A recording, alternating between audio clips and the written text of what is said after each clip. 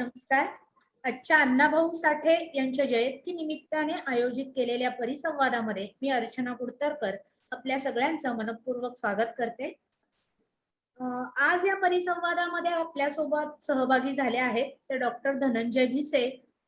ते सध्या भैरवनाथ विज्ञान महाविद्यालयामध्ये मराठी विषयाचं अध्यापन करत असून त्यांना आत्ताच मराठी दलित कथने एक शोध या विषयामध्ये PhD प्राप्त झालेली आहे. अनेक शोध निबंध त्यांच्या नावावर असून राज्य आणि राष्ट्रीय स्तरावरील परिसंवादांमध्ये त्यांनी सहभाग नोंदवलेला आहे. मी त्यांचं स्वागत करते. आजच्या परिसंवादातले दुसरे सहभागी आहेत डॉक्टर संपतराव पार्लेकर. ते कला वाणिज्य आणि विज्ञान महाविद्यालयात मराठी विभाग प्रमुख म्हणून कार्यरत असून लोककला, लोकसंस्कृती आणि लोकनाट्य या विषयांवरचा त्यांचा अभ्यास आहे आणि त्यांना मराठी तमाशा, नाट्य आणि वाङ्मय दृष्टिकोन या विषयातली PhD प्राप्त आहे. त्यांचंही मी आजच्या या परिसंवादामध्ये स्वागत करते. आणि आपले तिसरे सहभागी आजचे आहेत साप्ताहिक विवेकचे सहकार्यकारी संपादक रवींद्र गोळे. सामाजिक समरसता हा त्यांच्या एकूणच आस्थेचा विषय असून या विषयावर त्यांचा चांगला व्यासंग आहे. या तिघांचंही मी या परिसंवादामध्ये पुन्हा एकदा स्वागत करते आणि आपण या परिसंवादाकडे वळतो आहोत. खरं तर अण्णाभाऊ साठे हे सामाजिक समरसतेचे पाईक आहेतच, पण त्याचबरोबरीने त्यांनी साहित्य लेखनातूनही ते यथोचितपणे मांडलेलं आहे. शिक्षणाचा फारसा बंध नसताना त्यांच्या नावावर 13 कथासंग्रह, 35 कादंबऱ्या आणि जवळपास 20 पेक्षाही अधिक तमाशे आणि नाटकं आपल्याला वाचायला मिळतात. माझा रशियाचा प्रवास हे त्यांचं प्रवास वर्णनही असंच वाचनीय आहे. महाराष्ट्राची परंपरा, स्टालिनग्राडचा पोवाडा, मुंबईचा गिरणी कामगार, माझी मैना गावाकडे राहिली ही त्यांची विशेष गाजलेली आहेत. त्यांच्या साहित्यातून दिसणारं चित्र वास्तववादी आहेच, पण त्यांच्या सोबतीला त्यांच्या साहित्यात समतेचं एक उदात्त दर्शनही घडतं. ते चित्रण नेमकं कसं आहे आणि ते नेमकेपणाने त्यांनी कसं मांडलं आहे हाच आपल्या आजच्या या परिसंवादाचा विषय आहे.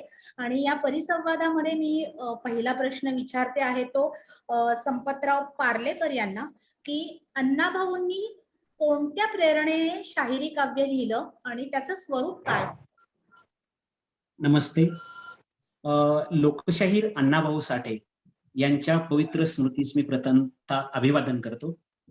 खरं तर लोकशाहीर अण्णाभाऊ साठे ही महाराष्ट्रातले एक लोककलावंत आणि ज्यांनी खऱ्या अर्थानं मराठी तमाशा परंपरेला एक स्वतंत्र वेगळं असं रूप प्राप्त करून दिलं. विशेषतः पारंपरिक मराठी तमाशा आणि लोकनाट्य हे स्वातंत्र्यापूर्वी जे होतं त्याच्यामध्ये जे चालत आलेली जी दैववादी सगळी परंपरा होती त्याला फाटा देऊन अण्णाभाऊंनी त्या परंपरेमध्ये कामगार चळवळीतला शेतकरी, मजूर, शेतमजूर याला प्राधान्य देऊन मराठी तमाशामध्ये मनवंतर घडवलेला आहे. आणि अण्णाभाऊंची लेखणी खऱ्या अर्थानं समतावादी विचार मांडणारी होती आणि म्हणून अण्णाभाऊ साठे यांच्या साहित्यामध्ये खऱ्या अर्थानं उपेक्षित सामाजिक जीवनाचं चित्रण प्रभावीपणे आलेलं आहे. अण्णाभाऊ साठे यांच्या साहित्याची प्रेरणा जर शोधायची झाली तर मुळात अण्णाभाऊ साठे हे मातंग समाजामध्ये जन्माला आल्यामुळं त्यांच्या आजूबाजूला त्यांच्या नातेवाईकांच्या मध्ये लोकनाट्य तमाशे होते आणि त्याचा बालमनावर त्यांच्या इतका प्रभाव झाला की 1930 साली एक बालकलाकार म्हणून अण्णाभाऊ साठे उदयास आले. आणि याच काळामध्ये अण्णाभाऊ साठे यांनी आपल्या स्वतःच्या वडिलांच्या बरोबर मुंबईचा या ठिकाणी जगण्यासाठी जी मुंबईची वाट धरली आणि त्यानंतर अण्णाभाऊ साठे यांच्या जीवनामध्ये सगळ्यात महत्वाचं 1942 सालाला पूर्णपणे एक कामगार चळवळीचा नेता म्हणून त्यांना लोकमान्यता मिळाली. खरं तर या दोन्ही प्रेरणा अण्णाभाऊ साठे यांच्या साहित्याला महत्वपूर्ण मानतात. वेळेची मर्यादा आहे मला माहित आहे, तरी सुद्धा अण्णाभाऊ साठे यांच्या साहित्याला, लेखणीला किंवा एकूणच त्यांच्या मराठी कवितेला किंवा शाहिरी कवितेला लोकनाट्य तमाशाची प्रेरणा महत्वपूर्ण ठरलेली आहे. आणि दुसरी प्रेरणा म्हणजे अण्णाभाऊ साठे यांनी कामगार चळवळीमध्ये घेतलेला सहभाग, कम्युनिस्ट चळवळीशी त्यांचा आलेला संपर्क आणि त्याच्यातून त्यांच्या असणारी लिहिले गेलेले पोवाडे आणि त्यानंतर लावण्या, छकडी त्यांनी ज्या लिहिल्या आणि त्या महाराष्ट्र गाजल्या. आणि त्यानंतर 1942 साली शाहीर गव्हाणकर शाहीर अमर शेख आणि स्वतः अण्णाभाऊ यांनी लाल बावटा कला पथकाची केलेली निर्मिती ही महाराष्ट्राच्या सांस्कृतिक परंपरेला आणि संयुक्त महाराष्ट्राच्या चळवळीला खऱ्या अर्थानं प्रेरणा देणारी. म्हणून शाहीर म्हणून अण्णाभाऊ साठे जेवढे महत्वपूर्ण आहेत तेवढेच लेखक, ललित लेखक म्हणून ते तितकेच महत्वाचे आहेत. पण त्यांच्या शाहिरीच्या प्रेरणा ह्या महाराष्ट्राच्या सर्वसामान्य लोकांच्यासाठी नव्हे, तर सर्वसामान्य लोकांना आनंद आणि सर्वसामान्य लोकांना उत्साह आणि प्रेरणा देणारी जी महाराष्ट्रातली भेदिक शाहिरीची परंपरा आहे, जी पोवाड्याची शाहिरीची परंपरा आहे, त्या प्रेरणेला खऱ्या अर्थानं एक नवा दिशा देण्याचं काम स्वातंत्र्योत्तर काळामध्ये अण्णाभाऊंच्या लेखणीनं केलेलं आहे. आणि त्याच्यामध्ये अण्णाभाऊंची सगळी या लोकनाट्य प्रभावी ठरलेले आहेत असं मला वाटतं. या दोन महत्वपूर्ण प्रेरणा, आणखी बऱ्याच प्रेरणा अण्णाभाऊ साठे साहित्य यांच्या साहित्याच्या आणि लेखणीच्या चालतात. सामाजिक जाणीव तरीही ललित लेखन करणं हे अण्णाभाऊंचं वैशिष्ट्य आहे असं तुम्ही म्हणता आहात. तोच एक धागा घेऊन मी रवींद्र गोळे यांना विचारेन की त्यांच्या साहित्यामध्ये सामाजिक जाणीवा दिसतात. त्या सामाजिक जाणीवा आणि त्यांची आशयसूत्र नेमकी अण्णाभाऊंच्या साहित्यातली काय आहे? आपण असं लक्षात घेतलं पाहिजे की अण्णाभाऊंच्या लेखनाचा कालखंड साधारणपणे शाहिरी म्हणून त्यांनी 44 पासून लाल बावटा कला पथकात काम करायला लागले. त्याच आसपास त्यांची पहिली कथा 46 ला प्रकाशित झाली होती आणि अक्षी त्यांच्या आयुष्याच्या अंतापर्यंत ते लिहित होते. म्हणजे संयुक्त महाराष्ट्राची चळवळ असू देत किंवा लाल बावटा कला पथकासाठी असू देत, असा महाराष्ट्रभर प्रवास होत असताना सुद्धा ते सातत्यानं लिहित होते. आणि या लिहिण्यामागची ती त्यांची जी प्रेरणा आहे त्याच्यातून जे दिसतंय ते कशासाठी लिहित होते, तर बऱ्याच वेळा असं होतं की एखादा लेखक आपल्या लिखाणाची भूमिका आपली काय, कशासाठी मी लिहितो हे त्याच्या मनोगतातून मांडत असतो. अण्णाभाऊंचे कथासंग्रह, कादंबऱ्या आपण जर तपासून पाहिल्या तर विपुल प्रमाणात अण्णाभाऊंच्या लेखन प्रेरणा किंवा त्याच्या कशासाठी हे लिहायचं आहे, म्हणजे ते मला लिहिण्याचं आकलन आहे किंवा लिहिण्याची कला आहे म्हणून मी लिहितो अशा भूमिकेतून अण्णाभाऊंचं लिखाण नाहीये. अण्णाभाऊंच्या साहित्याचा जर आपण सगळा दांडोळा घेतला तर लक्षात येईल की गावगाडा हे अण्णाभाऊंच्या एकंदरीतच साहित्याचं केंद्र आहे. काही 60 नंतर लिहिलेल्या कथा कादंबऱ्या याच्यात थोडं शहरी किंवा महानगरीय साहित्याचं प्रतिबिंब आपल्याला जाणवतं, पण बहुसंख्य साहित्य अण्णाभाऊंच्या कथा असतील, कादंबऱ्या असतील, या सगळ्या ग्रामीण आणि गावगाडा याच्या प्रतिबिंब किंवा चित्रकरण करणाऱ्या अशा आपल्याला पाहायला मिळतात. मला वाटतंय वैर नावाची अण्णाभाऊंची कथा कादंबरी आहे, त्याच्या मनोगतात त्यांनी असं म्हटलंय की आपल्या समाजातला वैरभाव, दुष्टावा दूर व्हावा आणि समतेचं नंदनवन या राज्यात नांदावं, ही जनता सुखी समाधानी व्हावी असं स्वप्न डोळ्यासमोर ठेवून मी लिहितो.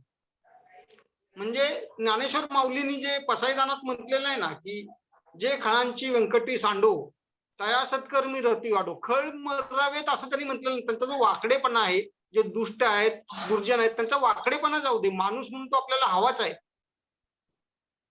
ही जी माऊलींची भूमिका वेगळ्या शब्दात अण्णाभाऊंनी मांडलेली आहे आणि त्याच भूमिकेला म्हणजे एका अर्थानं माणसाला माणूस पण जोपासणारं किंवा माणसाचा शोध घेणारं साहित्य असं अण्णाभाऊंच्या साहित्याकडे आपण पाहताना म्हणू शकतो. आणि स्वाभाविकच माणसांचं साहित्य आहे त्यामुळे त्याच्यात समतेची प्रेरणा आपोआपच येते, कारण एक माणूस दुसऱ्या माणसाची माणसासारखा वागला पाहिजे हे जे अभिप्रेत आहे ते अण्णाभाऊंच्या साहित्यात मिळतं. आणि म्हणून अण्णाभाऊंच्या साहित्यातल्या आपण जर व्यक्तिरेखा पाहिल्या तर विष्णुपंत कुलकर्णी हा तशा अर्थानं तथाकथित उच्च समूहातला प्रतिनिधी इथे दिसतो आणि बर्बाद्या कंजारी नावाचा भटके विमुक्तातला जो शेवटच्या तळातला प्रतिनिधी सुद्धा अण्णाभाऊंच्या साहित्यात दिसतो. त्यामुळं अण्णाभाऊंचं हे साहित्य समतेचं साहित्य असं म्हणताना ते माणूसपणाचं साहित्य आहे. आणि त्या दृष्टीनं अण्णाभाऊंच्या साहित्याचं जर आकलन केलं, अभ्यास केला, स्वाभाविकपणे मगाशी म्हटल्याप्रमाणे कालखंड जो सांगितला तो 60च्या आधीचा कालखंड आणि त्यावेळचा गावगाडा हा त्या साहित्यातून प्रकट होतो. पण त्याचबरोबर आजच्या संदर्भात आपण पाहतो तेव्हा तो कालखंडही आज नाहीये. आपण 70 एक वर्ष पुढे आलेलो आहोत आणि गावगाडा नावाची व्यवस्थाही उद्ध्वस्त झालेली आहे.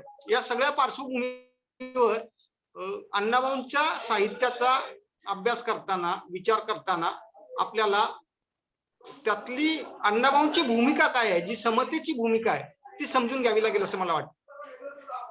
खरंय ना. तुम्ही म्हणालात गावगाडा, समता आणि माणूस पण जपणं ही अण्णाभाऊंच्या साहित्याची मूलभूत केंद्र आहेत, मूलभूत आशयसूत्र आहेत असं म्हणायला काही हरकत नाही. हाच मूलभूतपणाचा किंवा मूलभूत भाव घेऊन अण्णाभाऊंच्या कथा कादंबऱ्यांमधल्या नायक नायिका कशा असतात आणि त्याचं स्वरूप कसं असतं असा प्रश्न मी धनंजय भिसे यांना विचारते. नमस्कार. पहिल्यांदा मला या परिसंवादामध्ये पण आमंत्रित केलं त्याबद्दल आपले मनपूर्वक धन्यवाद देतो. खर तर आज 1 ऑगस्ट साहित्यरत्न लोकशाहीर अण्णाभाऊ साठे यांची 101वी जयंती आपण नुकतंच अण्णाभाऊ साठे यांच्या जन्मशताब्दी साजरा केला आणि तो जन्मशताब्दी पूर्ती समारंभाकडे आपण वळवतोय. आणि दुसरी घटना म्हणजे आज 1 ऑगस्ट म्हणजे 1920 ला लोकमान्य टिळकांचा स्मृती दिन. एकीकडे टिळक युगाचा असतो आणि साहित्यातनं अण्णाभाऊ साठे युगाचा आस्त उभा राहतो.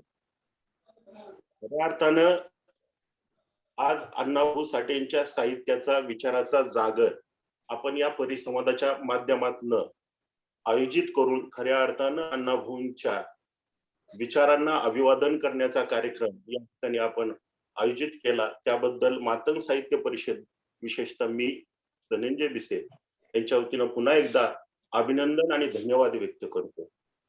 खर तर कोणताही साहित्यिक किंवा त्या साहित्यकावर वंश, परिस्थिती आणि काळ याचा परिणाम असतो. समाजात अण्णाभाऊ साठे घडले, ज्या समाजातून अण्णाभाऊ साठे पुढे आलेले आहेत, त्या समाजाचा, त्या परिस्थितीचा, ज्या जातीतनं मग उल्लेख केला मातंग समाज त्यांच्या वंशचा या ठिकाणी परिणाम होताना दिसतो. आणि काळ सुद्धा फार महत्वाचा आहे. या ठिकाणी गोळे सरांनी काळाचं महत्व काही अंश या ठिकाणी अधोरेखित केलेलं आहे. खर तर अण्णाभाऊ साठेंचा जन्म 1920 नंतर आणि खऱ्या अर्थानं 1942-44 नंतर हे लिहायला लागलेले दिसतात. खर तर जगामध्ये दुसरं महायुद्ध घडलेलं आहे आणि दुसऱ्या महायुद्धाचे परिणाम पूर्ण जगभरात आपल्याला पाहायला मिळतात. त्या काळात सुधारणावादी चळवळ अगोदरची, डॉक्टर बाबासाहेब आंबेडकरांचं पर्व, दलित उद्धाराचं, एकीकडं गांधीजींचं भारतीय स्वातंत्र्य लढा, लोकमान्य टिळकांचा स्वातंत्र्य लढा, समाज सुधारणाची चळवळ, स्त्री मुक्ती लढ्याची चळवळ, हा सगळा परिणाम अण्णाभाऊंच्या कुठेतरी साहित्यावर होताना आणि या साहित्यातनं त्यांच्या नायक आणि नायिका उभ्या दिसतात. मग स्वातंत्र्य मिळालं पाहिजे ही भूमिका कुठेतरी वाक करताना दिसते. स्त्रिया माणसं आहोत आणि माणसासारखंच आम्हाला जगता आलं पाहिजे ही अण्णाभाऊंच्या स्त्री कादंबऱ्यातनं अधोरेखित दिसतात. अण्णाभाऊंनी जवळपास आपण या ठिकाणी सांगितलं की 35 कादंबऱ्या, अनेक विपुल लेखन त्यांनी केलेलं आहे. आणि या नायिकांचा केला किंवा या व्यतिरेकांचा विचार केला, ज्या समाजात त्या समाजातल्या तिच्या परिसरातनं त्यांनी या साहित्य त्या व्यतिरेका आविष्कृत केलेल्या आहेत. त्या मग चंदन असो, आवडी असेल, चित्रा असेल किंवा फकीरा असेल, जगण्यासाठी धडपडणारी माणसं आहेत. त्यांचा सरळपणा, हा त्यांचा प्रांजळपणा अण्णाभाऊंनी त्यांच्या कथेतला, कादंबरीतल्या भावपानामधून व्यक्त केलेला आहे. अन्यायाविरुद्ध सतत झगडण्याची त्यांची प्रवृत्ती, त्यांचं विलक्षण आकर्षक वाचकांना वाटणं, हे या व्यक्तिरेखा खऱ्या अर्थानं माणसाला जगण्याच्या प्रेरणा देणार आहे. कितीही संकट असली, कितीही अडचणी असली, तर संघर्षाशिवाय पर्याय नाही. आजच्या वर्तमान काळात जर या व्यक्तिरेखा पुन्हा एकदा नव्यानं अण्णाभाऊंच्या व्यक्तिरेखा समाज व्यवस्थेबरोबर समोर ठेवल्या तर कुणीही आत्महत्या करणार नाही. इतक्या प्रभावी आणि जगण्याचं सामर्थ्य सांगणारे आहेत त्या. खर तर अण्णाभाऊ दलित समाजातले, मातंग समाजातले, अण्णाभाऊ आपल्या व्यक्तिरेखेबद्दल फकीराच्या कैफियत मध्ये म्हणतात, ही माझी माणसं आहेत, ही माझी माणसं आहेत, आणि माझी माणसं मी कुरूप करत नाही मी साहित्यातनं. आणि सहानुभूतीनं अण्णाभाऊसाठी लिहितात. हे सहानुभूतीनं लिहिणं हे कुठेतरी उपेक्षित, दुर्लक्षित समाज घटकातल्या व्यक्तिरेखा आहेत त्या, आणि त्या अण्णाभाऊंनी आपल्या साहित्यातनं उभ्या केलेल्या आहेत त्या. आणि ह्या व्यक्तिरेखा खऱ्या अर्थानं त्या काळातल्या समाजाला नव्या होत्या. भटके विमुक्तातल्या होत्या, समाजातल्या होत्या, किंवा दलित उत्तर समाजातल्या सुद्धा होत्या, ज्यामध्ये विष्णुपंत कुलकर्णी असेल किंवा पाटलांसारखी व्यक्तिमत्व असेल, तो वेगवेगळ्या पद्धतीने मांडण्याचा या ठिकाणी प्रयत्न अण्णाभाऊंनी केलेला आहे. आणि या व्यक्तिरेखा खऱ्या अर्थानं पुन्हा एकदा सांगतो की जगण्याचं भान, माणूसपणाचं भान हे वाचकाला करून देणार आहे. एकतर वास्तव आयुष्यातल्या सगळ्या व्यक्तिरेखा घेणं आणि वास्तव आयुष्यातल्याच लोकांना एक जगण्याची प्रेरणा देणं हा एक वेगळं वैशिष्ट्यपूर्ण असं साहित्याचं गमक म्हटलं पाहिजे अण्णाभाऊंच्या. आणि ह्या प्रेरणा देतानाच, माणूसपण जपतानाच त्यांनी समतेचं मूल्यही मला वाटतं केंद्रस्थानी ठेवलेलं आहे. म्हणजे मगाशी रवींद्र गोळेही म्हणाले की समतेचं केंद्रस्थान अण्णाभाऊंच्या साहित्याच्या केंद्रस्थानी आहे. तर त्या साहित्याचं केंद्रस्थान समता असेल तर त्या समतेचं स्वरूप नेमकं काय होतं, असं मी प्रश्न रवींद्र गोळेंना विचारेन. एक अण्णाभाऊंच्या साहित्याची मीमांसा करताना साहित्याची मीमांसा आणि वैचारिक साहित्याची मीमांसा हे जे दोन प्रकार आहेत. अण्णाभाऊंचं निकळ साहित्य आहे, तर त्यांनी जे कलात्मक पद्धतीनं समतेचा विचार मांडलेला आहे तो आपण समजून घेतला पाहिजे. तिथे तत्वज्ञानाचे पॅरामीटर आपल्याला लावता येत नाही. पण समता म्हणजे काय, जे पाश्चात्य संकल्पनेतून आलेलं आहे किंवा आधुनिक विचारातून आलेलं आहे, ती समतेची संकल्पना आपल्याला माहिती आहे. त्याचबरोबर भारतीय चिरंतन तत्वज्ञानातूनही समतेची संकल्पना पुढे आलेली आहे. ती काय आहे, साक्षी तुकोबांच्या अभंगाचा उल्लेख करून सांगता येईल की कोण्या या जीवाचा नघोड मत्सर वर्म सर्वेश्वर पूजनाचे. म्हणजे कुणाचाही मत्सर होऊ नये, कुणालाही दुःख देऊ नये, कुणाला दुखवू नये, द्वेष करू नये, आणि हे केलं म्हणजे तुम्ही देवाची पूजा केली, असं इतकं सोपं त्यांनी त्याचं तत्वज्ञान समतेचं मांडलेलं आहे. अण्णाभाऊंच्या साहित्यात हे कसं मिळतं, अण्णाभाऊंच्या साहित्यात एक पाऊल पुढे जाऊन मिळतं. असं करू नका किंवा असं करा असं सांगण्याची समतेचे तत्वज्ञान, की ही केलं तर तुम्ही समतेच्या परिघात आहात, हे केलं की तुम्ही समतेच्या विरोधात आहात, असं जे दोन गोष्टीची अधोरेखित होतात, त्याच्या पलीकडे जाऊन अण्णाभाऊ साठेंचं साहित्य सांगतं की समतेच्या प्रस्थापनेसाठी अशा पद्धतीची आपल्याला पावलं टाकली पाहिजेत.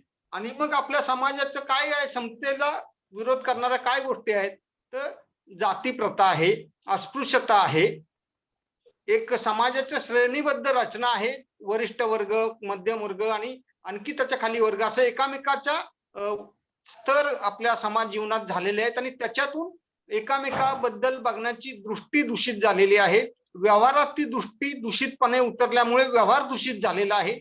या सगळ्यांचं चित्रण अण्णाभाऊंच्या साहित्यात येत असताना मात्र अण्णाभाऊ ते चित्रण करून थांबत नाहीत, तर त्याच्यातून बाहेर पडण्याचा मार्ग शोधतात. आणि मग तो पडत असताना कधी कधी अण्णाभाऊ तिथे आपल्याला विज्ञानवादी वाटतात, कधी कधी काळाच्या पुढे पाऊल टाकणारा एक तत्वज्ञ वाटतो, लेखक वाटतो. एकच मी उदाहरण देईन, म्हणजे आपल्या लक्षात येईल. चिखलातील कमळ नावाचे अण्णाभाऊ साठेंची एक कादंबरी आहे. कादंबरीचा गाभा काय आहे, तर एका मुरळीच्या जीवनाची ही कथा आहे. खूप मोठी नाही, 120 पानाची कादंबरी आहे.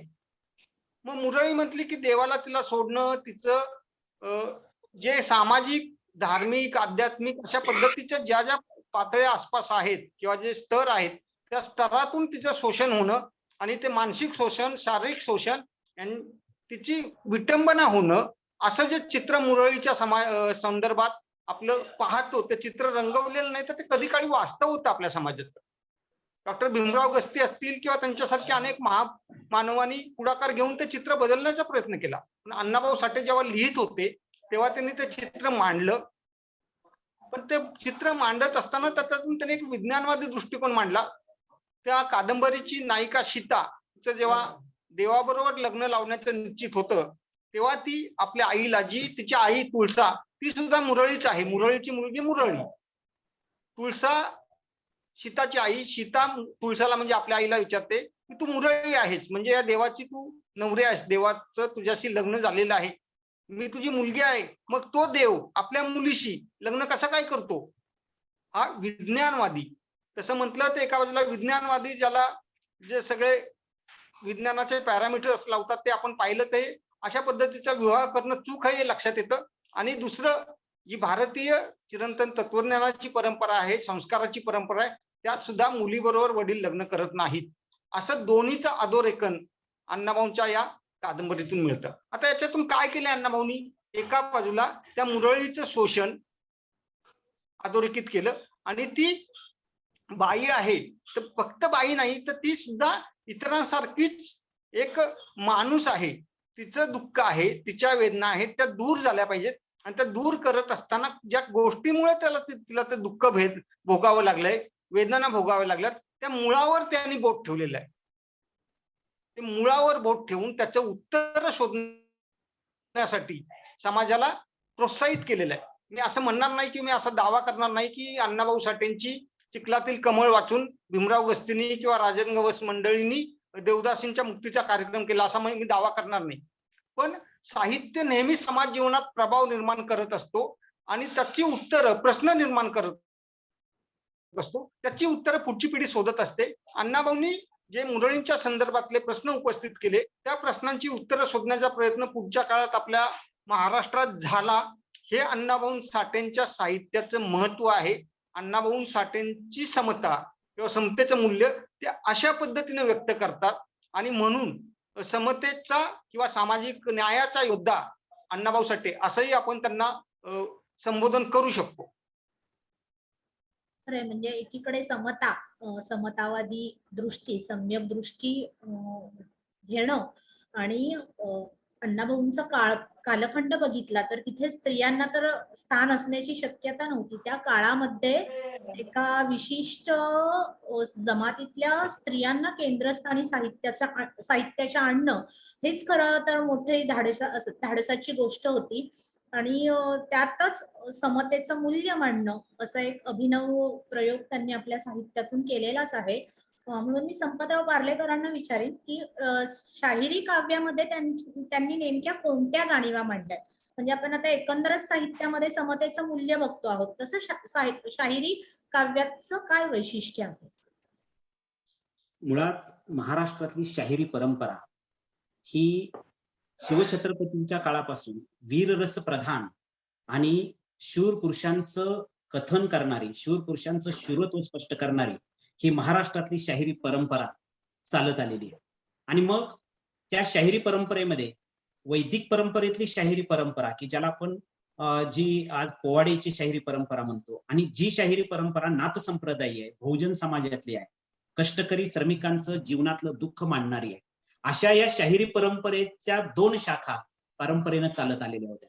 आणि स्वातंत्र्यापूर्वीच्या काळामध्ये लोकनाट्य तमाशामध्ये जो भेदिक शाहिरीतून लोकनाट्य तमाशा उदयास आला 19व्या शतकामध्ये, आणि ती नाथसंप्रदायी शाहिरी परंपरा या ठिकाणी चालत आलेली आहे. खरं तर पेशव्यांच्या काळामध्ये जे 6 शाहीर होते, शाहीर परशुराम, शाहीर आनंद पंदी, शाहीर राम जोशी, यांच्या शाहिरी परंपरेतला परशुरामाची शाहिरी परंपरा आणि त्याच्यामध्ये गण, गवळण, लावणी, बतावणी, वग आणि मुजरा या स्वरूपातला जो पेशवेकालीन नाच्यापोऱ्याचा जो तमाशा होता, तो तमाशा 19व्या शतकामध्ये होता.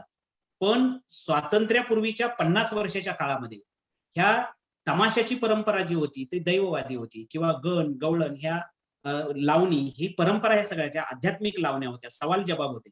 या परंपरेला कुठेतरी एक वेगळा फाटा देण्याचं काम शाहीर अण्णाभाऊ साठे यांनी फार मोठ्या प्रमाणात केलेलं आहे. शाहीर अण्णाभाऊ साठे यांचं नाव का म्हटलं गेलं तर त्यांनी मराठीमध्ये तमाशाला लोकनाट्य असा शब्द आणला. त्याचा मराठीचं तमाशाचं लोकनाट्य कसं झालं त्याची गोष्ट सविस्तरपणे सांगता येईल. पण एकंदरीत एक गोष्ट मात्र विचारात घेतली पाहिजे, पारंपरिक तमाशामध्ये मनवंतर घडवण्याचं काम शाहीर अण्णाभाऊ साठेंनी केलेलं आहे. आणि अण्णाभाऊ साठे यांच्या शाहिरीच्या प्रेरणा जर आपण स्वीकारल्या, मग त्यांचे नवे तमाशे, त्यांची लोकनाट्य, त्यांच्या छकडी, त्यांच्या गवळणी, त्यांचे पोवाडे, हे सगळे जर आपण स्वीकारले किंवा सगळ्यांचा जर आपण अभ्यास केला तर आपल्या लक्षात येतं की आता कोळे सर जसं म्हणाले, समतेचा विचार त्याच्यामध्ये आलेला आहे. सर्वसामान्य माणसाचं दुःख, सर्वसामान्य माणसाच्या जीवनातले विविध स्तर आणि कामगार विश्व हे जे आहे की जे मुंबईला अण्णाभाऊ साठे यांचा सहवास जास्त त्यांचा असल्यामुळं त्यांना कामगार चळवळीमध्ये त्यांनी सहभाग झाल्यानंतर कामगारांचं आणि मग कम्युनिस्ट विचार त्यांच्या या शाहिरी परंपरेतून जास्त प्रभावीपणे त्यांच्या पोवाड्यातून आलेला आपल्याला दिसून येतो. अण्णाभाऊ साठे यांच्या साहित्याची किंवा काव्याची जाणीव जर आपण शोधली, संपूर्ण जाणीवा जर शोधल्या, तर वास्तवता हेच त्याचं एक मुख्य महत्वपूर्ण गोष्ट आहे. म्हणजे राष्ट्रप्रेमाची भावना, त्यानंतर मातीची जाण, आणि म्हणून त्यांनी सगळ्या आपल्या लोकगीतातून त्या सगळ्या गोष्टी स्वीकारलेल्या आहेत. आणि म्हणून आधुनिक तमाशा कला परंपरेचा उद्गाता किंवा आधुनिक तमाशा परंपरेचा उद्धार करता म्हणूनच अण्णाभाऊ साठे यांचा उल्लेख त्या काळामध्ये फार प्रभावीपणे स्वातंत्र्याच्या आगेमागे घेतला जातो. आणि म्हणून त्यांच्या जाणीव म्हणजे काय तर प्रबोधन हे सगळ्यात महत्वाचं तत्व अण्णाभाऊ साठे यांनी मांडलेलं आहे. दुसरी गोष्ट, विमुक्त आनंद देणं हा एक दृष्टिकोन त्यांनी शेवटपर्यंत डोळ्यासमोर ठेवलेला आहे. म्हणजे माणसाच्या जीवनातील घटना, प्रसंग, त्यानंतर त्यांनी त्यांच्या जीवनातल्या सगळ्या येणारे स्तर, त्यांची सुख दुःख, या सगळ्या जाणीवा त्यांच्या लोकनाट्यातून कुठेतरी प्रतिबिंबित झालेल्या आपल्याला दिसतात. आणि म्हणून अण्णाभाऊ साठे यांच्या साहित्यातला प्रसंग असेल किंवा घटना असतील किंवा विनोद असेल, संवाद असेल, तो जीवनाची अनुभूती देणार आहे. आणि जीवनातल्या सगळ्या स्तरांचा विशिष्ट उल्लेख करून अण्णाभाऊ साठेंच्या साहित्याची खरी जाणीवपूर्वक प्रेरणा आपल्याला शोधता येईल. अण्णाभाऊ साठे यांच्या साहित्याचा अभ्यास करतो आपण त्यावेळेला एक बाजू शाहिरी परंपरेची जर शोधली तर नव चैतन्य निर्माण करण्याचं सामर्थ्य अण्णाभाऊ साठे यांच्या साहित्यात आपल्याला किंवा लेखणीमध्ये दिसतं.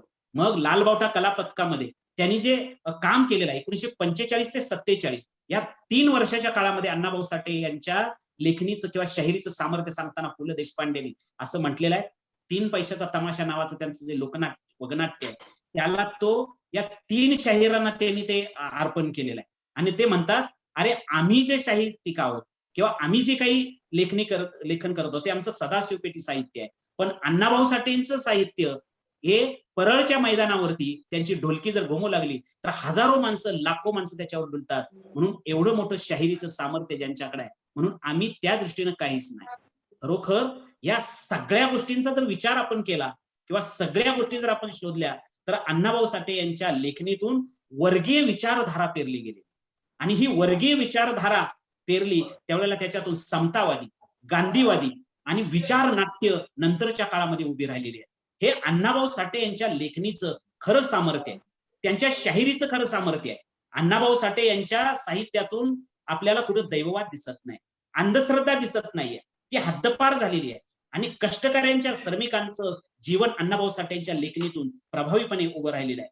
फुले, शाहू, आंबेडकर, मार्क्सवाद हा विचार त्यांच्या लोकनाट्यातल्या आशयातून कुठेतरी पेरला गेलेला आपल्याला दिसतो. एवढं मोठं सामर्थ्य अण्णाभाऊ साठेंच्या लेखणीचं आहे. म्हणून आता सरांनी जसा उल्लेख केला, स्त्रीच्या बाबतीमध्ये अण्णाभाऊ साठे यांनी त्यांच्या नायिका प्रधान सगळ्या कादंबऱ्या जर पाहिल्या तर त्या धाडसी, त्या जीवनाचं आपलं स्वतःचं सत्व शोधणाऱ्या आपलं स्वतःचं चारित्र्य सांभाळणाऱ्या, आपल्या चारित्र्यावर जर हल्ला झाला तर त्याच्यावर प्रखर विरोध करणाऱ्या ह्या सगळ्या नायिका अण्णाभाऊ साठेंच्या लेखणीमध्ये दिसतात.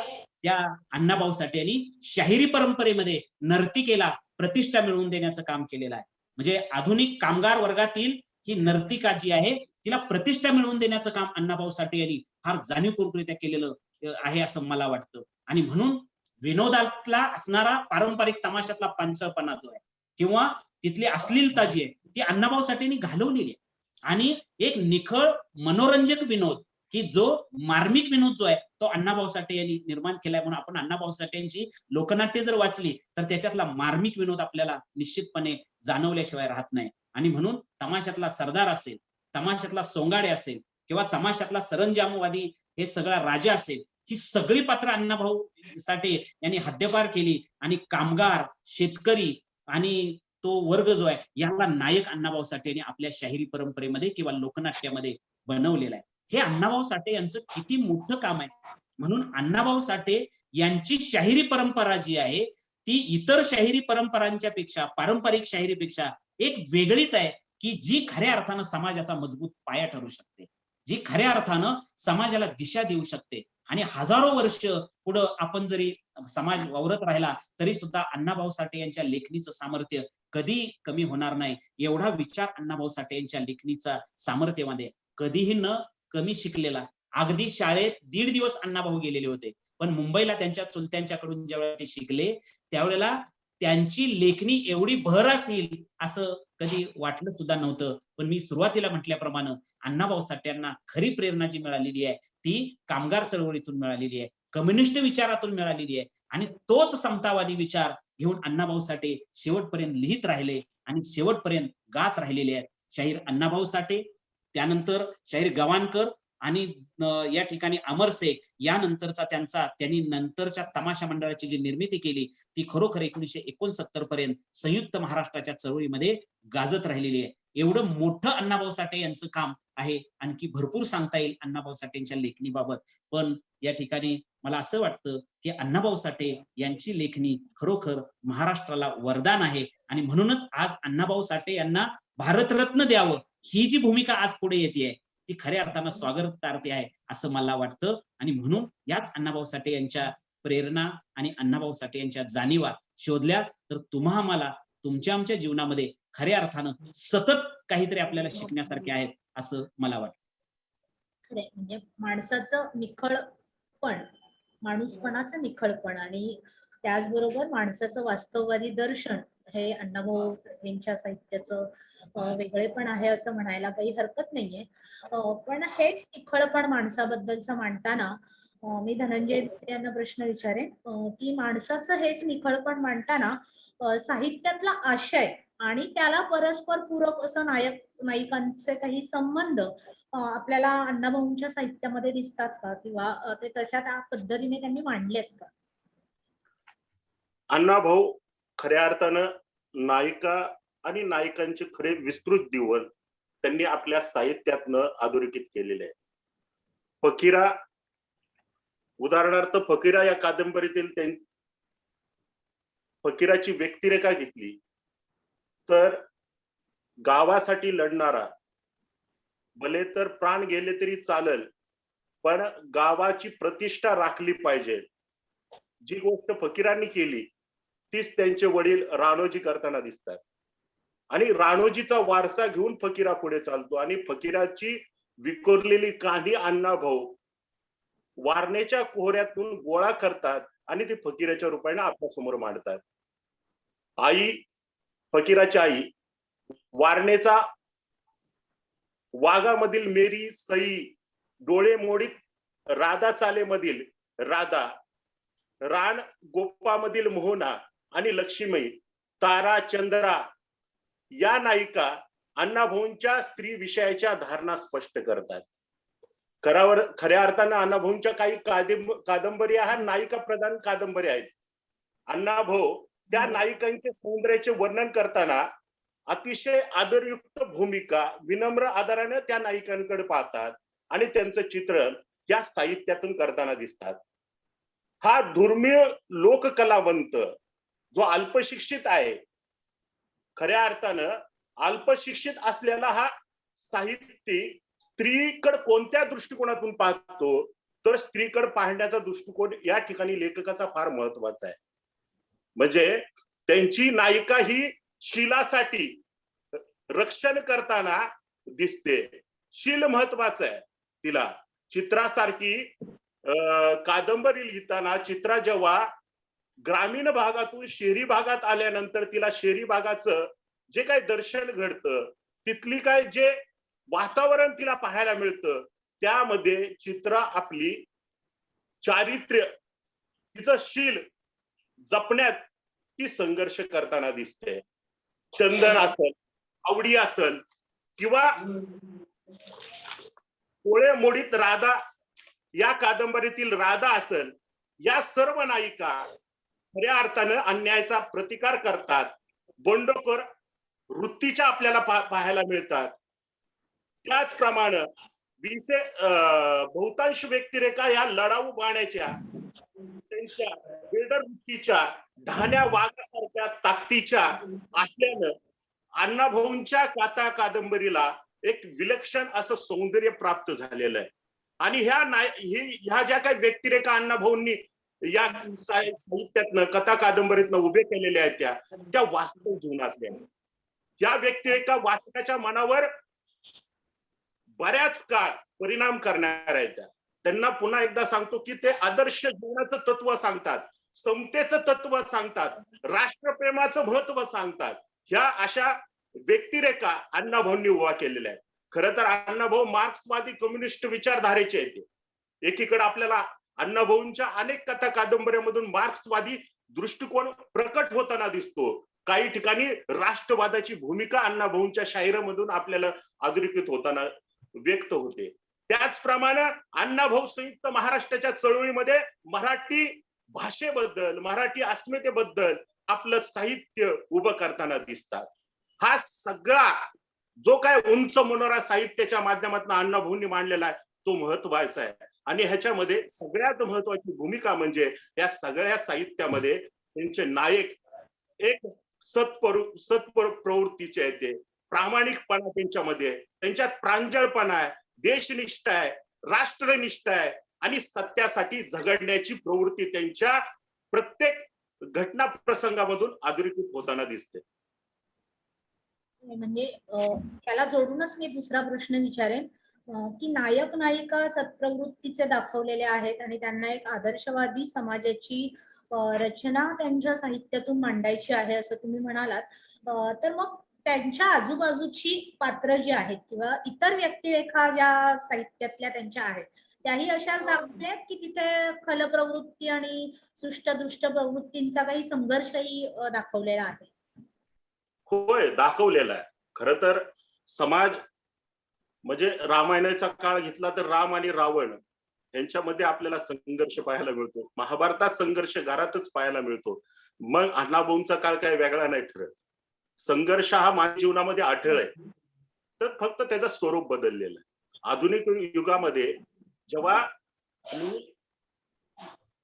औद्योगिकीकरणाचा काळ भारतामध्ये वाढत असताना ज्याप्रमाणे कच्च्या मालाची पुरवठा एखाद्या औद्योगिक कारखान्याला गरज असते, तशीच नवीन जेव्हा शहरं उभी राहतात आणि त्या शहरामध्ये ज्या पद्धतीनं कामगाराची गरज असते, तिथंच अनेक प्रकारची गरज असते. या कादंबरीतनं तिथनं उत्तमपणाने सांगितलेलं आहे. तुम्ही चित्रा बघा, आवडी बघा.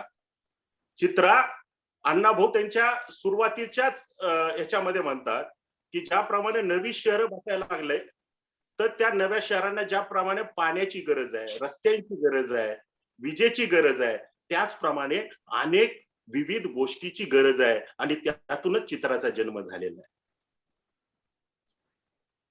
संघर्ष आणि त्याचबरोबर मार्क्सवादी विचारसरणी आणि कम्युनिस्ट विचार या सगळ्या तत्वांबरोबरच त्यांना आदर्श समाजाची निर्मिती करायची होती आणि ती त्यांनी साहित्यातून केली. पण रवींद्र गोळ्यांना विचारेन की त्यांनी एका बाजूला हे असं सगळं आदर्शवादी चित्र निर्माण करण्याचा विचार केला आणि त्याच वेळी मानवी भावभावनांचं चित्रणही त्यांनी केलं.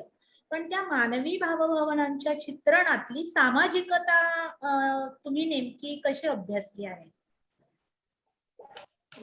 थोडस मी मागे जाईन. तो म्हणजे अण्णाभाऊ 42च्या आसपास कामगार चळवळीशी जोडले गेले. 44ला लाल बावटा कला पथकाशी जोडले गेले, त्याचे आधारस्तंभ झाले आणि 62 पर्यंत किंवा 62च्या युद्धानंतर लाल बावटा कला पथकाचे विघटन होईपर्यंत त्याच्याशी जोडलेले होते. हा एक धागा आहे. दुसरा धागा असा आहे की या सगळ्या गोष्टीमुळे किंवा समाजवादी किंवा कम्युनिस्ट विचारधारेशी कामगार संघटना जी आहे त्याच्यात काम केल्यामुळे अण्णाभाऊ कम्युनिस्ट होते का, असा एक प्रश्न आपण विचारला पाहिजे. कारण त्यांच्या साहित्यात तर दिसत नाही. म्हणजे वसुंधरा पेंडसे नाईकांनी एक वाक्य निवडक अण्णाभाऊ साठे या ग्रंथाच्या प्रस्तावनेतच लिहिलेलं आहे की अण्णाभाऊंचं साहित्य हे खून का बदला खून असं नाही, किंवा भांडवलदार विरुद्ध मजूर असं नाही. मग ते काय आहे तर ते समजून घ्यायचं असेल तर ते भारतीय जीवनमूल्य जी आहेत त्या जीवनमूल्यांना आजच्या संदर्भात व्यक्त करणारं साहित्य आहे. ते काय असू शकतं, जे आपल्या देशाच्या संविधान सादर करताना बाबासाहेब आंबेडकरांनी शेवटच्या भाषणात जे वाक्य उच्चारलं होतं तेच वाक्य वैजंता या कादंबरीच्या प्रस्तावनेत किंवा मनोगतात अण्णाभाऊंच्या तोंडी येतं. एकामेकाचं वाचून एकामेकांनी म्हटलं असं आपण दावा करण्याची आवश्यकता नाही, पण जी भूमिका आहे ती आपण लक्षात घेतली पाहिजे.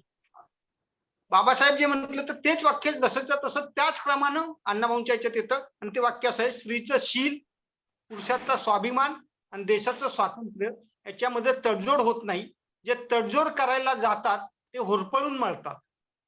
इतकं स्पष्टपणे त्यांनी हे मांडलेलं आहे. आता हे मांडत असताना मी पुन्हा असं म्हणतोय की ते पुन्हा आपण थोडं मागे जाऊया. ते लाल बावटा कला पथकाशी का जोडले गेले, तर साधारणपणे जो कलावंत असतो त्याला काहीतरी प्लॅटफॉर्म लागतो, व्यक्त होण्यासाठी साधन लागतं.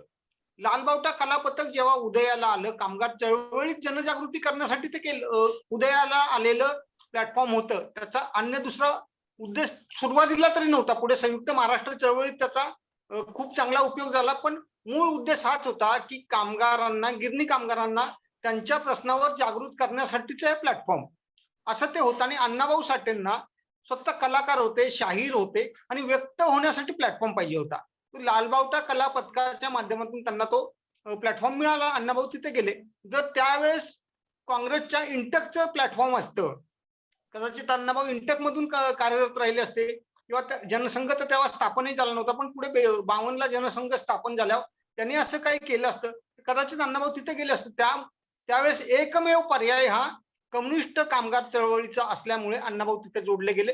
तो त्यांचा दोष नाहीये किंवा चळवळीचाही दोष नाही, तो काळाचा महिमा आहे असं आपण समजलं पाहिजे. आणि त्यावेळेस जो पर्याय उपलब्ध होतो तो आपण स्वीकारतो. कलावंताचं स्वाभाविकपणे त्याला व्यक्त व्हायचं असतं. पण मग एवढ्यासाठी किंवा एवढ्या याच्यासाठी त्यांचं सगळं साहित्य त्याच विचारधारेचं आहे किंवा मार्क्सनं भारावलेलं आहे असं आपण म्हणण्याचं धाडस करू नये. तो अण्णाभाऊंवर आणि त्यांच्या साहित्यावर केलेला पण अन्याय आहे. त्यामुळे अण्णाभाऊंचं साहित्य समजून घेताना भारतीय मानसिकता, भारतीय तत्वज्ञान, इथला जीवन व्यवहार हा सगळा पाहिला पाहिजे. या जीवन व्यवहारात जी काही व्यंग आली त्या व्यंगांवर सुद्धा अण्णाभाऊंनी खूप कठोरपणे भाष्य केलेलं आहे. पण ते भाष्य करत असताना या जीवन व्यवहारातले जे बलस्थानं आहेत ती सुद्धा खूप चांगल्या पद्धतीने मांडलेली आहेत. आता भिसे सरांच्या बोलण्यामध्ये फकीराचा उल्लेख आला. रानोची मांग जेव्हा ती सोडताना मारला जातो आणि त्याची पत्नी आणि सून किंवा पत्नी ही आणि त्याची आई असे जेव्हा घरी आहेत आणि ते उपासमारीनं मरतील तर काय करायचं, मग ती जेव्हा शेतात जायला लागतात तेव्हा तो गावचा पाटील गाडाभर धान्य घेऊन येतो आणि सांगतो की जर तुम्ही असं शेतात जाऊन काम करायला लागलात तर तो रानोजी जो वर गेलाय, मी गेलो की तू माझं तिथं मुंडकं छापेल, की तुझ्या भरोश्यावर मी या सगळ्यांना सोडलं होतं आणि तू असं काय केलंस. म्हणजे हा जो विश्वास आहे किंवा परस्परांची काळजी घेण्याची जी त्यातली तळमळ आहे ती इथं व्यक्त होते. दुसरं असं एक उदाहरण देईन की समाजाचा आपला जो तानामान आहे त्याला प्रत्येक वेळेस समतेचं लेबल लावलं पाहिजे किंवा समतेच्या दृष्टीने पाहिलं असं नाही. समता प्रस्थापित कधी होईल? तुमचा एकामेकावर विश्वास असेल, एकामेकाबद्दल बघण्याचा दृष्टिकोन स्वच्छ आणि शुद्ध असेल तरच समता प्रस्थापित होणार आहे. वैर कादंबरीची नायिका जी गुना आहे तिला घरातून उचलून नेण्यासाठी जेव्हा एक दरोडेखोर येणार आहे असं लक्षात येतं, तेव्हा त्या गुणाचा सासरा तिला गावातल्या न्हाव्याच्या घरात ठेवतो. आता तसं म्हटलं तर या पाटलाचा वाडा खूप मोठा असतो, तिथं शस्त्रसज्ज त्याचे सहकारी असतात, पण तरी सुद्धा विश्वासानं तिकडे पाठवतो. त्याचं कारण काय? किती तिथं सुरक्षित राहील. तेव्हा तो विचार करत नाही की बा हा न्हाव्याच्या घरात आपण आपल्या सुनेला, करंदाज सुनेला कसं ठेवायचं असा विचार करत नाही. किंवा त्याच कादंबरीत ज्या बेर्डाच्या किंवा रामोशीच्या मुलं ही सगळी भांडणं झालेली असतात आणि तो रंगा नावाचा रामोशी तो पाटलाच्या सुनेची छेड करतो आणि त्याच्यातून ती भांडणं झालेली असतात. पण त्या रंगाचे वडील जेव्हा पाटलाकडे येतात की तुम्ही माझ्या मुलाला मारलं रंगाला, त्याचा जाब विचारायला येतात, तेव्हा पाटील त्याचं उत्तर देतात, पण जाताना आपल्याला सुनेला सांगतात की त्याच्या पाया पडतो, तुझा सासरा आहे. म्हणजे वैर बाजूला राहतं आणि जे भारतीय परंपरेतील सन्मान देण्याचं पद्धती आहे किंवा संस्कार आहे तोही अण्णाभाऊ तितक्या सकसपणे आपल्या साहित्यातून अधोरेखित करतात असं मला वाटतं. आणि म्हणून अण्णाभाऊंचं साहित्य मगाशी मी म्हटलं त्याप्रमाणे कुठल्याही एका लेबलमध्ये आपण टाकू नये, तर ते माणूसपणाचं साहित्य आहे. माणूस म्हणून जगण्यासाठी ज्या ज्या उर्मी आपल्या उचंबळून येतात त्या व्यक्त झाल्या पाहिजेत, त्याला कुठल्याही प्रकारचे अवरोध असले नाही पाहिजेत. आणि माणूस म्हणून जगताना माझ्या माणूसपणामुळे दुसऱ्या कुणाला अडथळा येणार नाही, त्याच्या स्वातंत्र्यावर अवरोध येणार नाही याची काळजी घेतली पाहिजे, असं हे अण्णाभाऊ साठेंचं साहित्य वारंवार सांगतं असं मला वाटतं. माझ्या अभ्यासातून मला हे लक्षात आलेलं आहे. खरं तर बाकीचे दोन जे सहकारी आहेत माझे ते खूप त्यातले तज्ज्ञ आहेत, त्यांचं याच्यापेक्षाही चांगल्या पद्धतीने ते चिंतन करू शकतात, पण मला जे लक्षात आलं ते मी मांडलेलं आहे. खरंय, म्हणजे तुम्ही म्हणालात तसं की कुठल्याही एका लेबलमध्ये साहित्यिकाला बसवणं हा त्याच्यावरचा अन्याय असू शकतो. तसा अन्याय आपण अण्णाभाऊंच्यावर करता कामा नये. आपण आता खरं तर परिसंवादाच्या शेवटाकडे येतो आहोत आणि या शेवटाकडे येताना मी संपतराव पार्लेकरांना विनंती करीन की त्यांनी एखादा शाहिरी काव्याचा, अण्णाभाऊंच्या एखाद्या शाहिरी काव्याचा नमुना इथे सादर करावा.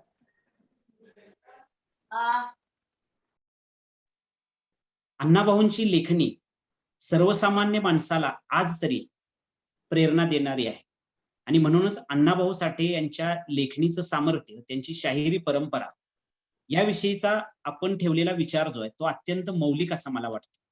म्हणून आजच्या दिवशी अण्णाभाऊ साठे यांच्या असंख्य लावण्या ज्या आहेत त्या ज्या वेळेला आपण ऐकतो, त्यांची पदं ऐकतो, त्यांच्या छकडी ऐकतो, त्यांचे सवाल जवाब ऐकतो, त्यावेळेला खऱ्या अर्थानं मराठी माणसाला आज निश्चितपणे प्रेरणा मिळालेली दिसते.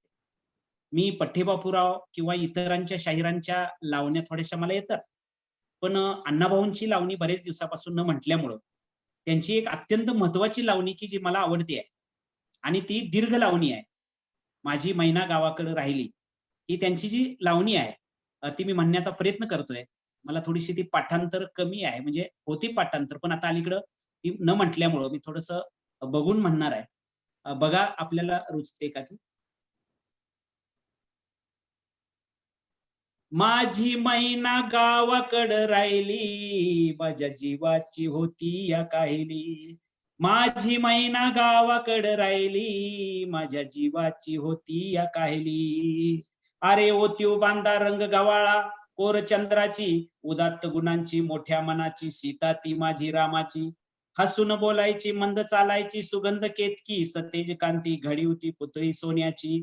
नव्या नवतीची, काळी दवण्याची, रेखीव भोया कमान जणू इंद्रधनुची. हिरकणी हिऱ्याची, काठी बांध आंधळ्याची, तशी ती माझी गरीबाची. मैना रत्नाची खान, मैना रत्नाची खान, माझा जीव की प्राण, नसे सुखाचा वाण, तिच्या गुणांची छक्कड मी गायली, माझ्या दिवाची होती या कायली. माझी मैना गावाकडे राहिली, माझ्या जीवाची होती या कायली. अहो गरिबीने ताटातूट केली आम्हा दोघांची, अहो गरिबीने ताटातूट केली आम्हा दोघांची. झाली तयारी माझी मुंबईला जाण्याची, वेळ होती ती भल्या पहाटेची. बांधा बांध झाली भाकर तुकड्याची, घालवीत निघाली मला माझी मैना चांदणी शुक्राची. गावंदरीला येताच कळी कोमेजली तिच्या मनाची, शिकस्त केली मी तिला हसवण्याची, खैरात केली पत्रांची वचनांची, दागिन्यानं मळवून काढण्याची, बोली केली शिंदेशाही तोड्याची, आणि साज कोल्हापुरी वजरटीक गळ्यात माळ पुतळ्याची, कानात गोखर पायात मासोळ्या, कानात गोखर पायात मासोळ्या, दंडात इला आणि नाकात नथ सर्जाची, परी उमलली नाही कळी तिच्या अंतरीची, आणि छातीवर दगड ठेवून पाठ धरली मी मुंबईची, माझी मैना गावाकडे राहिली, माझ्या जीवाची होती या काहिली, माझी मैना गावाकडे राहिली, माझ्या जीवाची होती या काहिली. अहो या मुंबईची गर्दी बेकारांची, अहो या मुंबईत गर्दी बेकारांची, त्यात भर पडली माझी एकाची, मढ्यावर पडावी मुठभर माती तशी गत झाली आमची, ही मुंबई यंत्रांची तंत्रांची जागरणाची, मरणारांची शेंदीची दाढीची, हडसनच्या गाडीची, नायलॉनच्या जार्जरच्या तलम साडीची, बुटाच्या जोडीची, पुस्तकाच्या थडीची, माडीवर माडी हिरव्या माडीची, पैदासीत भलती चोरांची, ऐत खाऊंची, शिरजोरांची, हरामखोरांची, भांडवलदारांची, पोटासाठी पाठ धरली होती मी कामाची, परवा केली उन्हाची थंडीची पावसाची, पाण्यात भरलं खिस माझं वान मला एका छत्रीची, त्याच दरम्यान उठली चळवळ संयुक्त महाराष्ट्राची, बेळगाव कारवार निपाणी गोव्यासह एकभाषिक राज्याची, चकाकली संगीन अन्यायाची फौज उठली बिनीवरची, कामगारांची, शेतकऱ्यांची, मध्यमवर्गीयांची, उठला मराठी देश हा, उठला मराठी देश, आला मैदानी द्वेष वैरी करण्या नामशेष, गोळी डगमगली छातीवर साहिली, माझ्या जीवाची होती या काहिली, माझी मैना गावाकडे राहिली, माझ्या जीवाची होती या काहिली. म्हणे अण्णा भाऊ साठे घर बुडाली गर्वाची, म्हणे अण्णा भाऊ साठे घर बुडवली गर्वाची, मी तूपणाची जुन्माची जबरीची तस्कराची, निकोंबलीला कत्तल झाली इंद्रजिताची, 14 चौकड्याचं राज्य गेले रावणाचं लंका जळाली त्याची, तीच गत झाली कलियुगा माझी मोरारजी देसायाची, आणि सका पाटलाची, अखेर झाली ही मुंबई महाराष्ट्राची, परळच्या पल्ल्याची, लागबगच्या लढ्याची, फाउंटनच्या लढाईची, झालं फाउंटनला जग झालं फाउंटनला जंग, तिथं बांधून चंग, आला मर्दानी रंग, धार रक्ताची मर्दानी वाहिली, माझ्या जीवाची होती या काहिली, माझी मैना गावाकडे राहिली, माझ्या जीवाची होती या काहिली. महाराष्ट्रानं गुढी उभारली विजयाची, अरे महाराष्ट्रानं गुढी उभारली विजयाची, दाखविली रीत पाठ भिंतीला लावून लढण्याची, परी तगमग थांबली नाही माझ्या अंतरीची, गावाकडे मैना माझी भेट नाही तिची, तीच गत झाली आहे अखंडित महाराष्ट्राची, तीच गत झाली आहे अखंडित महाराष्ट्राची, बेळगाव कारवार डांग उंबरगावावर मालकी दुजांची, धोंड खंडणीची कमाल दंडलीची, चीड बेकीची गरज एकीची, म्हणून विनवणी आहे ह्या शिवशक्तीला शाहिराची, आता आलू नका, आता वलू नका, रणी पळू नका, कुणी चळू नका, बिनी मारायची राहून राहिली, माझ्या जीवाची होती या काहिली, माझी मैना गावाकडे राहिली, माझ्या जीवाची होती या काहिली, माझ्या जीवाची होती या काहिली. खरं तर इतकं कातर वर्णन करणारं असा हा छकडा म्हणा किंवा लावणी म्हणा तुम्ही आमच्या समोर सादर केली, त्यातून अण्णाभाऊंच्या एकूणच साहित्याचा समग्रपण आणि त्यातली जी काही खोली आहे ती निश्चितपणाने लक्षात येते आहे. आज अण्णाभाऊ साठेंच्या जयंती निमित्ताने त्यांना अभिवादन करतानाच या परिसंवादातून ज्या सगळ्या त्यांच्या साहित्याबद्दलची वैशिष्ट्ये व्यक्त झाली आणि ती तुम्ही नेमकेपणाने व्यक्त केली त्याबद्दल मी तुम्हा सगळ्यांचे आभार मानते. धन्यवाद.